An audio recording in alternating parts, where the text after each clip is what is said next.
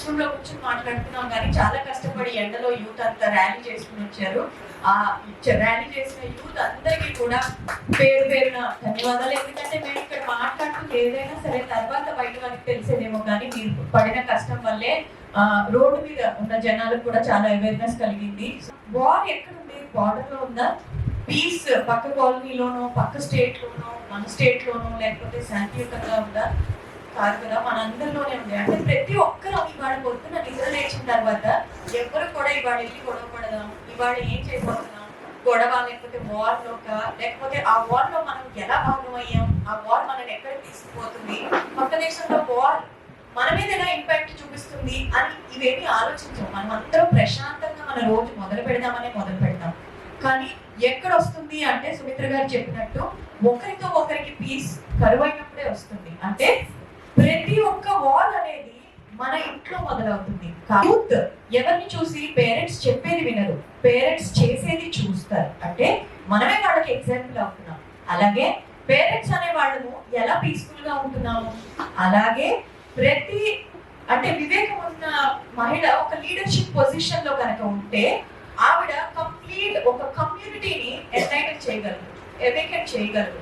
అలాగే ఆ ఇంట్లో ఉన్న వ్యక్తి అంటే భర్త కానీ లేకపోతే కింగ్ ఆఫ్ ద హౌస్ అంటాం కదా, ఆయన కిరీటంగా ఉన్నారా, లేకపోతే ఆయన రెస్పెక్ట్ ఎలా ఉంది, ఇలా ప్రతి ఒక్క విషయము ఎలాగైతే మన బాడీ బ్లడ్, వాటర్, ఫ్లెష్ ఇలా అన్ని విషయాలతో కలిసి మన బాడీ తయారవుతుందో ప్రతి ఒక్క పర్సనాలిటీ కూడా మనం కాగ్నిటివ్ బిహేవియరల్ థెరపీ, నేను కౌన్సిలర్ కాబట్టి అలాగే పీపుల్ తోటి సిస్టమ్స్ తోటి చాలా దగ్గరగా పనిచేస్తూ ఉంటాను, పాలసీ మేకింగ్ లో ఉంటాను, బిజినెస్ స్ట్రాటజీస్ ఇస్తూ ఉంటాను. కాబట్టి ఆ చిన్న అనుభవంతో నాకు అర్థమయ్యేది ఏంటంటే ప్రతి ఒక్క మనిషి బిఈబి అంటాం, అంటే మన బిలీఫ్ సిస్టమ్ నుంచి మన బిహేవియర్ అనేది ఫామ్ అవుతుంది. అక్కడి నుంచి బిహేవియర్కి వచ్చే లోపల ఇమోషన్ అనేది ఒకటి తయారవుతుంది. మనం ఏదైతే నమ్ముతామో దాన్ని మనం వ్యక్తపరుస్తాం, అది మన పర్సనాలిటీగా మారుతుంది, అదే మన బిహేవియర్ గా బయటకు వస్తుంది. సో ఎక్కడైతే ఇద్దరు పేరెంట్స్ కనుక వాదులాడుకుంటుంటే వాళ్ళు బయటకు వెళ్ళిన తర్వాత ఇద్దరు వర్కింగ్ ఇండివిజువల్స్ అయితే కనుక బయటికి వెళ్ళిన తర్వాత ఇది మల్టిప్లై చేస్తాం. ఏదైనా మనం మల్టిప్లై చేస్తాం, జాయ్, పీస్, ఎవ్రీథింగ్. లక్ అనేది కూడా ఎవరికి వాళ్ళకి వచ్చేదా కాదు కదా, మనం మల్టిప్లై చేస్తాం. మనం బయటికి వెళ్ళిన తర్వాత దాన్ని మల్టిప్లై చేస్తాం. అలా వీడు ఆర్గనైజేషన్స్ లో ఒక 200 మందికి, ఒక 200 మందికి ఈ చిరాకు, ఈ వార్ అనేది చాలా లాస్ట్ మాట రవి గారు అన్నట్టు. కానీ అక్కడి వరకు ఒక జర్నీ అయితే చేస్తున్నాం. ఆ కాన్ఫ్లిక్ట్ అనేది మాత్రం మన ఇంట్లో నుంచే మొదలు పెడుతున్నాం. అంటే చిన్నపిల్లలు, యూత్, ఆడవాళ్ళు, మగవాళ్ళు ఇదంతా కలిసినప్పుడు ఏం జరిగింది ఇక్కడ? దేశం అంటే మట్టి కాదు, దేశం అంటే మనుషులు అని గురజాడ అప్పారావు గారు చెప్పింది ఆనాడు. ఏంటి అంటే ప్రతి ఒక్కళ్ళు మనం సమాజంలో ఎంచుతున్న క్రిమినల్ ని మనమే తయారు చేసాం, మనమే పెంచి పోషించాం, లీడర్స్ ని మనమే ఎంచుకుంటున్నాం. ఇలా ఎంచుకున్న లీడర్స్ నుంచే కదా మనకు వస్తున్న గవర్నింగ్ ప్రిన్సిపల్స్ అయినా పాలసీస్ అయినా. అదే కనుక మనం విజ్ఞతతోటి చిన్న చిన్న విషయాలకు కక్కుర్తి పడకుండా సరైన లీడర్స్ ని ఎంచుకుంటే దీనంతటికీ కారణం మనం కాదా? దీని ఇంపాక్ట్ మన మీదకి రాదా? దీని వెనకున్నది మనం కాదా? అంటే దేశం అంటే మట్టి కాదు, అంటే మనుషులం, అంటే ప్రతి ఒక్కళ్ళం. ఇక్కడ ఉన్న చిన్న పిల్లవాడి దగ్గర నుంచి ఏ ఏజ్ లో ఉన్నా సరే. అలా ఇందాక జనార్దన్ గారు అన్నట్టు అందుకని మనం యూత్ అంటే ప్రతి ఒక్కరిని ఒక సమ తాటిపైకి తీసుకొస్తూ ఒక ప్లాట్ఫామ్ క్రియేట్ చేసి దాన్ని యూత్ గా సంబోధిస్తే కనుక ఇందులో ప్రతి ఒక్కళ్ళకి మనకే భాగం ఉంది. మనం మాట్లాడుతున్న మాట, మనం నమ్ముతున్న నమ్మకం, మనం చూపిస్తున్న బిహేవియర్, మన ఇమోషన్. అయితే ఈ కాన్ఫ్లిక్ట్ అంతా ఎందుకు వస్తుంది? మనం మనలా పక్క వాళ్ళని ట్రీట్ చేయలేనప్పుడు, ఇన్ఈక్వాలిటీ, ఇంజస్టిస్ జరిగినప్పుడు, ఈక్వల్ ఫేర్ ట్రేడ్ జరగనప్పుడు, డిస్రెస్పెక్ట్ జరిగినప్పుడు, ఈ 4 విషయాలు జరిగినప్పుడే సొసైటీలో ఇవన్నీ జరుగుతున్నాయి. ఇంత ఇన్ఈక్వాలిటీ ఉన్నప్పుడు ఆక్రోశాన్ని బయటకు వెళ్ళకక్కడానికి పీస్ లో చిన్నప్పటి నుంచి పుట్టి పెరిగిన వాళ్ళైతే ఒకలా వ్యక్తీకరిస్తారు. అదే కనుక వారు కూడా చిరాకులో, ఇబ్బందులలో పుట్టి పెరిగితే వారి ఆక్రందన ఇంకోలా ఉంటుంది. అయితే సమాజం మాత్రం వారిని రిసీవ్ చేసుకున్నట్టు వీరిని రిసీవ్ చేసుకోరు. అంటే వాళ్ళు ఎలాగైతే ఇంబ్యాలెన్స్డ్ గా ఉన్నారో సమాజంలో మనం అందరం ప్రతి ఒక్కళ్ళం కూడా ఎక్కడో అక్కడ ఇంబ్యాలెన్స్డ్ గా ఉంటూనే వస్తున్నాం కదా. ఇంత ఇంబ్యాలెన్స్ ఉన్నప్పుడు మనం ఎంచుదామా? ఇక్కడ నుంచి అంటే మార్పు మనలో నుంచి మొదలెడదామా? కేవలం డిక్లరేషన్ ఇది ఒక కొండ ఎక్కాలంటే 100 100 మెట్లు ఎక్కాలి. ఎవరైతే ఒబెసిటీ తగ్గాలనుకుంటారో ఒకే రోజు 10 ఎక్సర్సైజులు చేస్తే తగ్గిపోతాము, తగ్గదు.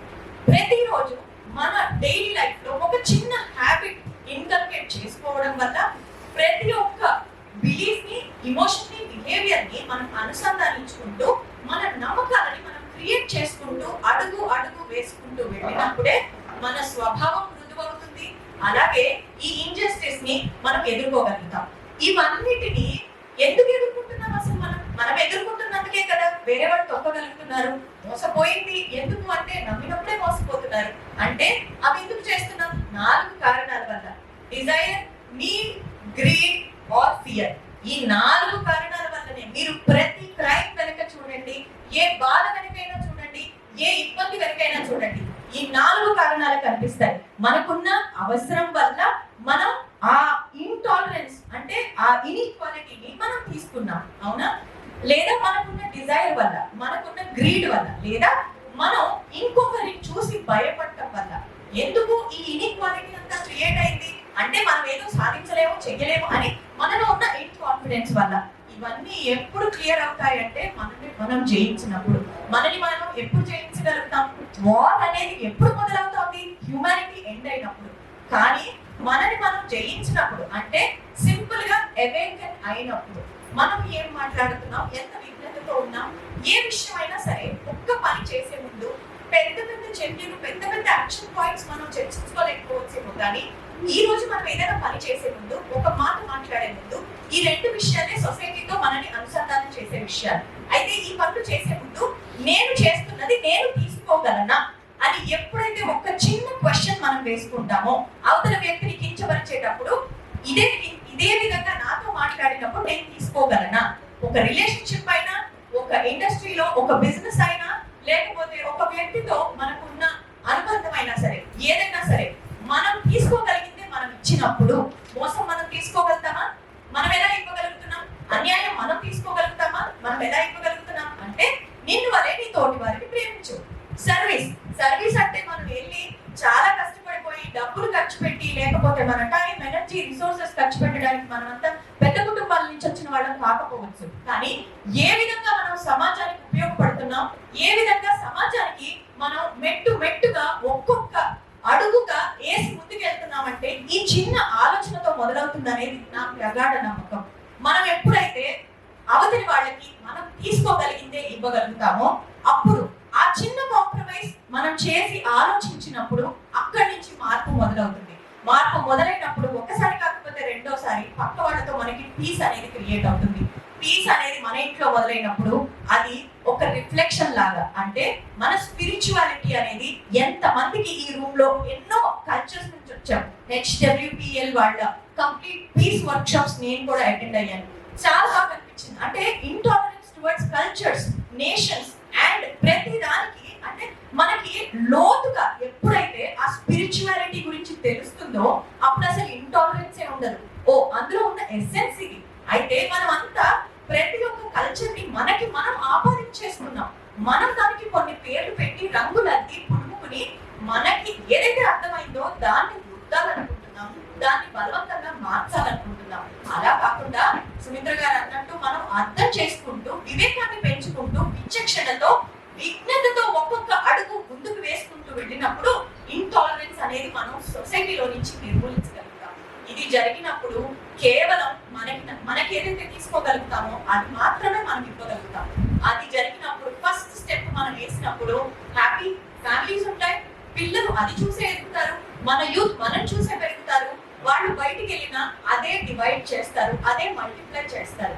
అలాగే వాళ్ళు తీసుకునే చాయిసెస్, ఇవాళ రోజున మన దేశం అనేది మనం తీసుకుంటున్న చాయిసెస్ మీద ఆధారపడి ఉంది. ఆ చాయిసెస్ అన్ని విజ్ఞతతో, విచక్షణతో తీసుకుంటారు. ఆ తర్వాత ఇంటి ఆడ ఎలా అయితే తెలివితో, ఎంపవర్మెంట్ తో తన ఇల్లు కట్టుకుంటుందో అలాగే సొసైటీకి ఉపయోగపడే విధంగా తన పిల్లల్ని పెంచుకోగలుగుతుంది.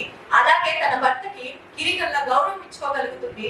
అదంతా ఉన్నప్పుడు ఒక హార్మనీ క్రియేట్ అయినప్పుడు ఇలాంటి ఒక 10 ఫ్యామిలీస్ ఉన్న సొసైటీ ఆబ్వియస్లీ ఒక పీస్ఫుల్ సొసైటీగా అవుతుంది. కమ్యూనల్ పీస్ కి మనం రీచ్ అవ్వగలుగుతాము. ఏ కల్చర్ చెప్పినా, ఎవరు చెప్పినా మాట ఇటు అంటే service to man, service to human kind. So awareness, awaken అవ్వాలని ప్రతి ఒక్కళ్ళం మన మనం తెలుసుకుని వాళ్ళని జడ్జ్ చేయడం మొదలుపెట్టి వీలైతే నాలెడ్జ్ పెంచుకుందాం, విజ్డమ్ పెంచుకుందాం. మనం ఏఐ కాలంలో ఉన్నాం, టెక్నాలజీ ఈరాలో ఉన్నాం, దాన్ని వాడుకుందాం.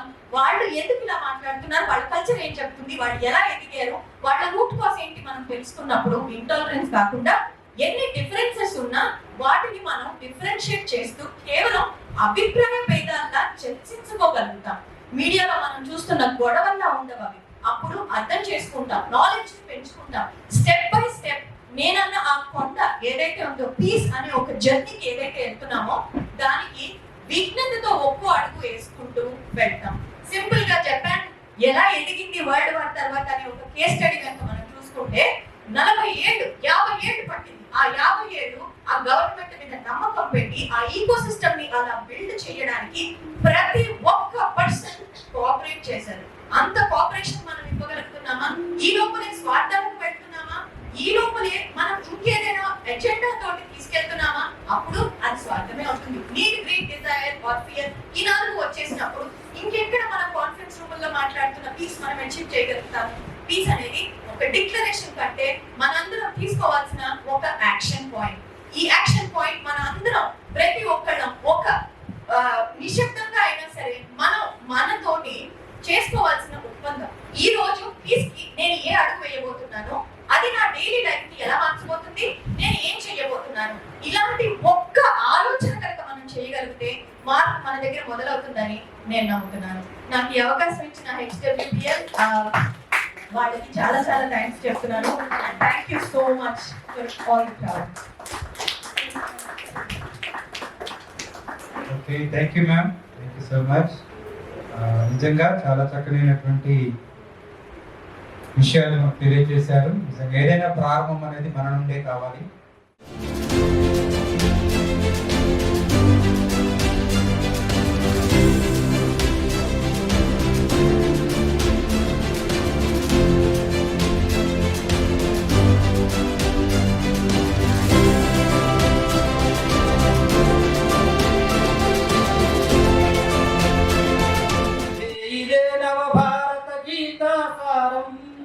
కాచిన కాచన స్వప్నపు సాక్షాత్కారం, శాంతిని సంకల్పించే శంకారావం, సురసీమను తలపించే సంఘీభావం.